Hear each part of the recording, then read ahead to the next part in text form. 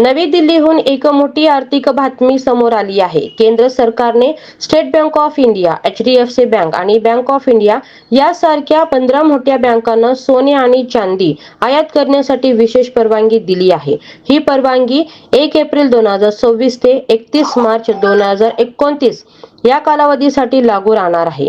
गेल्या काही दिवसापासून तांत्रिक कारणामुळे सीमा शुल्क विभागात अडकलेल्या मोठ्या प्रमाणातील मौल्यवान धातूची साठा आता बाजारात येणार आहे. अंदाजे 5 टन सोने आणि 8 टन चांदी लवकरच बाजारात उपलब्ध होणार असल्यामुळे व्यापाऱ्यांसाठी आणि ग्राहकांसाठी ही मोठी दिलासादायक बातमी ठरणार आहे. भारत हा जगातील दुसऱ्या क्रमांकाचा सोन्याचा ग्राहक देश आहे. त्यामुळे या निर्णयामुळे देशांतर्गत बाजारात सोन्याचा पुरवठा वाढण्याची शक्यता आहे.